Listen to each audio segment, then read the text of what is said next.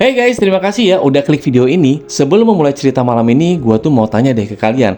Apa hal yang selamanya nggak akan pernah kalian ceritakan ke pasangan kalian, ayo?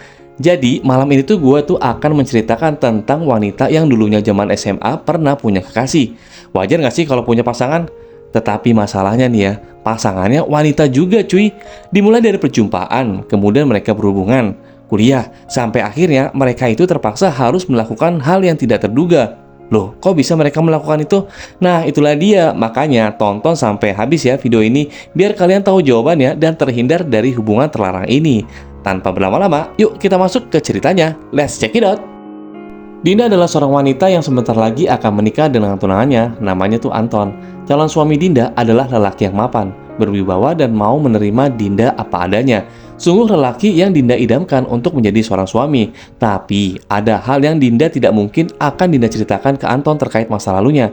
Hal ini tuh bukan urusan hubungan seksual atau karena Dinda sudah tidak perawan. Anton sudah tahu hal itu, dan dia adalah seseorang dengan pemikiran terbuka untuk hal itu. Dinda memang terjerumus di arus pergaulan bebas di mana check-in hotel dengan pasangan itu adalah hal yang biasa.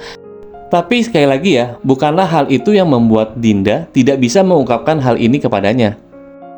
Jadi di masa lalu, kehidupan Dinda itu memang terlalu bebas dan liar. Dan liarnya pergaulan itulah yang akhirnya membuat Dinda menyesal karena telah merusak seseorang di masa lalu. Di antara mantan-mantan Dinda, tidak ada satupun yang Dinda menyesal putus dari mereka. Kecuali pada satu orang ini, satu orang yang tidak mungkin Dinda ungkit lagi di kehidupan Dinda ke depannya. Pada saat SMA, Dinda pernah mencoba menjalin hubungan dengan adik kelas Dinda. Dia adalah sosok yang lugu, cantik, dan baik. Namanya Kiara. Ya, Dinda memang pernah menjalin hubungan dengan seorang wanita. Hal itu Dinda lakukan awalnya tuh karena iseng dan khilaf. Jadi Dinda itu sadar seharusnya Dinda tidak melakukan hal tersebut. Kiara adalah seseorang yang sangat dekat dengan Dinda dan kasih sayangnya dia kepada Dinda itu melebihi mantan-mantan Dinda sebelumnya. Mereka itu sebenarnya bukan lesbian, seks orientasi Dinda tetap adalah lawan jenis. Dinda memahami pada saat itu di usia remaja yang sedang labil-labilnya, jati diri mereka kadang masih tersamarkan oleh pergaulan dan lingkungan yang tidak suportif. Ditambah pada saat itu, mereka berdua memang sedang galau karena patah hati oleh mantan mereka masing-masing. Nah, awalnya, Dinda dan Kiara hanya dekat sebagai seorang sahabat yang saling curhat dan bertukar keluh kesah tentang urusan hati. Tidak bisa Dinda pungkiri, Kiara adalah teman curhat terbaik yang pernah ada. Begitupun bagi dia. Dinda adalah sosok yang mengayomi selayaknya kakak baginya. Nah, di tengah kegalauan yang melanda, mereka pun tuh semakin dekat dan mereka selalu bersama setiap hari. Hampir setiap 2 hari sekali, Kiara itu menginap di rumah Dinda. Begitu pula sebaliknya. Hubungan mereka sangat dekat hingga suatu hari nih, kebodohan itu Dinda lakukan. Sebagai layaknya remaja yang ingin mencoba hal baru, Dinda mencoba untuk mengajaknya berciuman cuy. Awalnya tuh Kiara nggak mau karena menurutnya ciuman tuh hanya untuk orang yang spesial seperti kekasih. Dan menurutnya hubungan mereka bukanlah hubungan sepasang kekasih karena mereka kan sama-sama perempuan. Nah, si Dinda tidak memaksa sebenarnya, tapi Dinda hanya bilang gini nih ke Kiara. Bagiku kamu adalah orang yang spesial melebihi apapun. Nah, itu dia adalah kalimat yang seharusnya tidak pernah keluar dari mulut Dinda. Dinda sebenarnya tidak sepenuhnya sadar mengatakan hal itu dan Dinda anggap sebagai angin lalu. Tapi kalimat itu tuh sangat dalam bagi Kiara. Hingga membuat Kiara menangis bahagia karena ada seseorang yang begitu mencintai dia lebih dari siapapun. Dia pun perlahan mencium Dinda. Awalnya tuh hanya di pipi, tapi Dinda melanjutkan dengan menciumnya di bibir. Dan kejadian malam itulah yang membuat hubungan mereka menjadi lebih intim layaknya sepasang kekasih.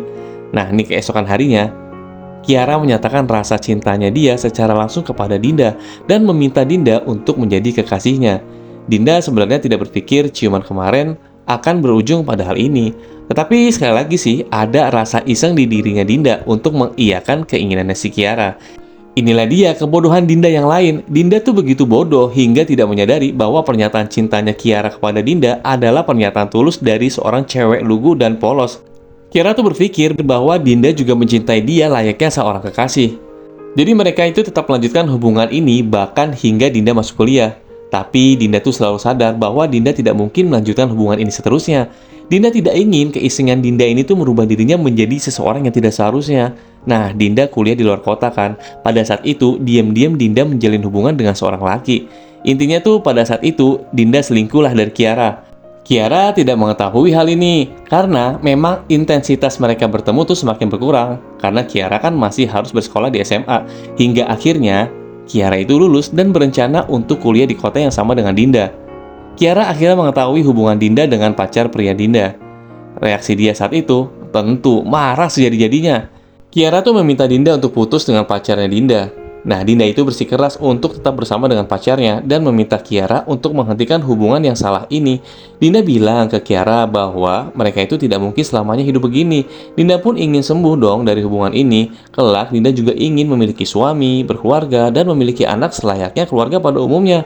Nah, Dinda itu tahu apa yang Dinda katakan sangat kejam bagi Kiara yang sudah begitu menyayangi dia. Dinda juga tahu itu berat bagi Kiara. Dinda telah begitu kejam untuk menciptakan lubang di hatinya yang entah bisa ditutup kembali atau tidak. Tapi Dinda juga sayang dengan Kiara untuk tidak melanjutkan hubungan ini dan membuat dia hidup normal kembali. Mendengar hal itu, Dinda tahu Kiara itu marah dan kecewa berat.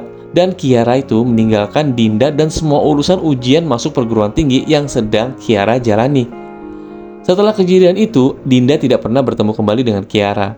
Memang Dinda sengaja untuk menghindar dan sebisa mungkin untuk tidak menghubunginya baik secara langsung atau melalui media sosial. Hingga kini 4 tahun sudah. Setelah kejadian itu, Dinda akan memasuki ke tahapan hidup selanjutnya, yaitu menikah. Dinda hanya tahu kabar Kiara itu kuliah di luar negeri dan mendapatkan biaya siswa di sana. Sebenarnya Dinda itu masih ingin menyapanya lewat sosial media, tapi Dinda tahu itu bukanlah keputusan yang bijak. Dinda tuh akan coba ikhlaskan dirinya menjadi sosok yang jahat bagi dirinya untuk kebaikan mereka bersama. Jujur, Dinda itu masih sayang dengan Kiara. Tetapi bukan rasa sayang sebagai seorang kekasih ya, tapi rasa sayang kepada sahabat, adik, dan keluarga. Well, kayaknya zaman sekarang tuh ada-ada aja ya, cewek suka cewek, atau malah cowok suka cowok, ngericin. Tapi gue yakin sih, di circle kalian tuh pasti ada kan yang kayak mereka. Ceritain dong di kolom komentar. Kita sharing-sharing, penasaran aja gue.